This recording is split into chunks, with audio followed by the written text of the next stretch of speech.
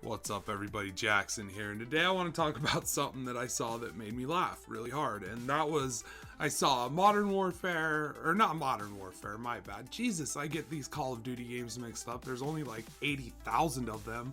My bad. Excuse the fucking shit out of me for that mistake.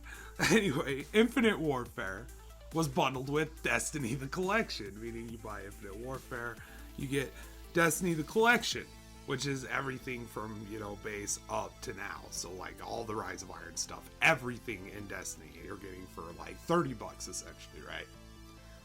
And I was looking at this and I just started to think like, what? And so underneath it, there was another suggestion which included the Modern Warfare Remastered. Which, up until recently, I didn't even know they had introduced microtransactions in there. The same, like, supply drop bullshit that they have in Black Ops 3. This is just, my mind went on two trails when I started to see these things. And I started to look and, like, go through all the stuff on the store, the Call of Duty that they had available. And I was like, holy fuck, like, Ghosts has just a line of DLC, Advanced Warfare has just a line of DLC, man. And I just started to think, like, it's no wonder gamers are just so goddamn sick of this franchise. This is like the epitome of the formula craft in video games. Like, you buy a Call of Duty game is a Call of Duty game, right? There's no difference really. It's just, sure, they've upgraded things, maybe streamlined things, maybe added movements, things like this. But at the core, you run, you gun. The maps are almost identical to the previous games. Most of them are just reskins, you know what I mean? Where the layout is absolutely 100% the same, because Call of Duty is all about that. And here's the thing.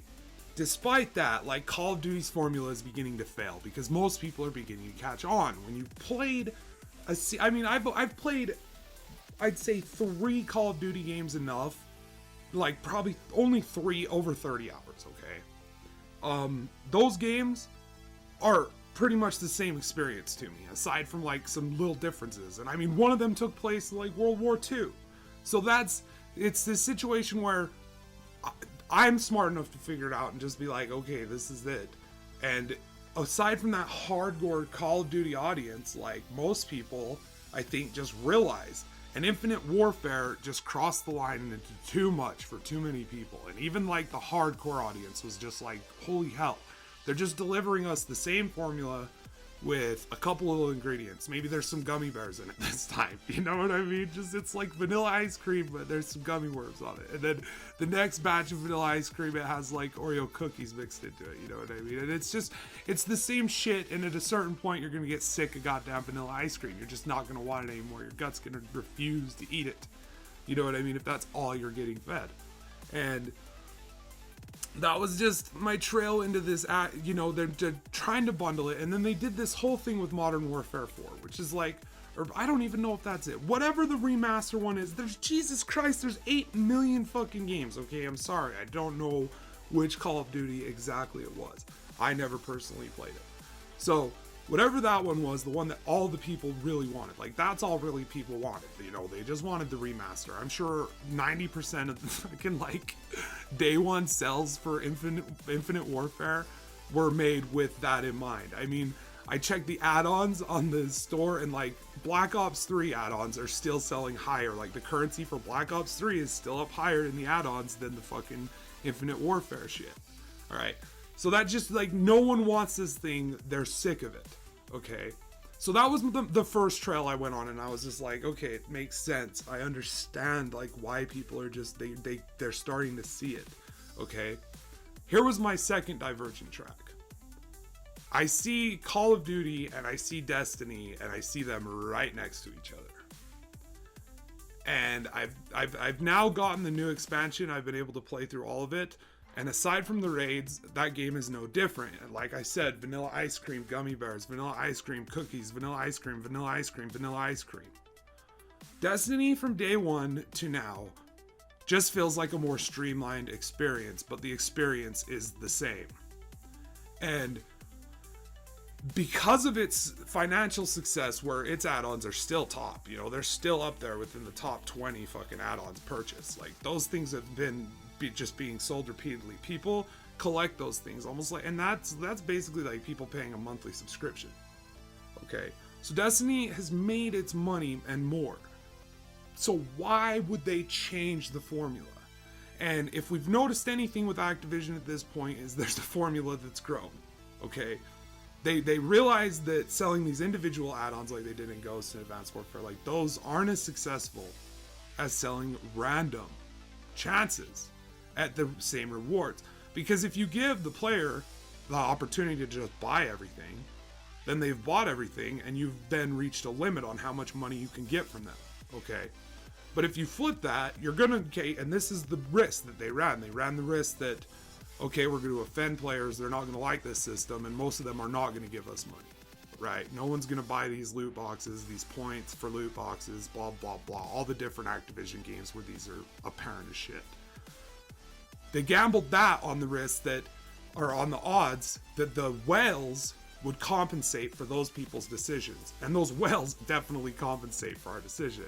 Like, I've told you the story about the guy who weekly goes into 7-Eleven and buys a card for my buddy Tyler, a PlayStation card for $100, and my buddy Tyler's like, how much you blah blah blah, you know, like, what are you getting, you know, like, what you know, here's some good games.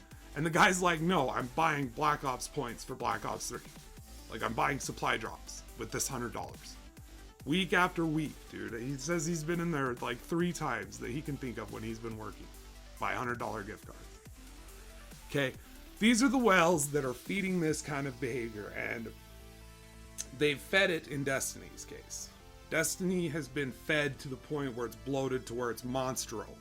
And instead of Pinocchio and Geppetto in there, it's like a shitload of meatballs made out of cash. I don't know. I don't know where I went with that analogy. Activision is Monstro the whale. Anyway, this was my trail. And it was that when I saw those two together, I started to think that just this overwhelming force that is Activision, that sows mediocrity into its, you know, any game developed by anyone else, it's just seeped into there. And there's these microtransactions, there's these way wacky fucking loot rolls and things like that, with basically gambling as the microtransaction, because you never know what you're buying.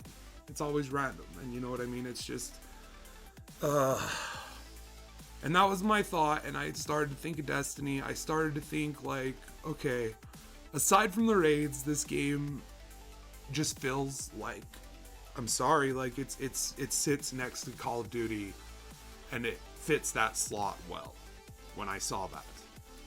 And that sucks, because I truly see in Destiny something that was just taken away and is gone. And I don't think we're going to see it in Destiny 2. I think in Destiny 2 we're just going to have a different flavor of vanilla ice cream with a different topping, but it's just going to still feel the same. It's still going to be, you know, kill this stuff to get this stuff so you can be better at killing this stuff. And then when that's done, you know, give us more money, and then kill this stuff to get, you know, better this stuff. And, you know, maybe the journey between there will change. Maybe it will be easier.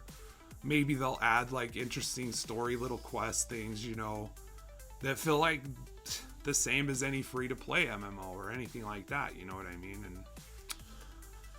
I still don't think that it's just one of those, you know, it's like Transformers 2, Transformers 3, Transformers 4. These things turn into products. They turn into formula following fucking products. You know what I mean? Like, Call of Duty is the perfect example. That's why it's the easiest for people to take shots at. But I do think that this is infected more than just Call of Duty games. I think this is starting to infect everything. That's why I wanted to do this video. Just because I saw that, and I just, like, how desperate are these people? They already, like, did hold the ransom. They held fucking goddamn, you know, Modern Warfare fucking remaster ransom behind Infinite Warfare, trying to sell it because nobody wanted it, you know. from the jump, like, nobody wanted this game. The trailer downclicked to shit. You know, I just was reading through the comments like, holy shit, there's some pissed off people about this. And then they immediately, you know, flip it and they're like, okay, so we know we have a game coming out that no one wants. Let's remaster this game and then fucking hold it ransom so people can't get it unless they give us the money for the new game that we know nobody wants. And then let's put microtransactions in the one that everyone's playing, which is the one that we held ransom to sell the one that nobody wants. These moves, Activision, you sad, pathetic bastards. You sad, pathetic fucks. That's it for me, Jaxxsin. I'm out of here. Hope you guys enjoy. Till next time, keep kicking ass, keep being awesome, stay safe, and yeah, Call of Duty, eh?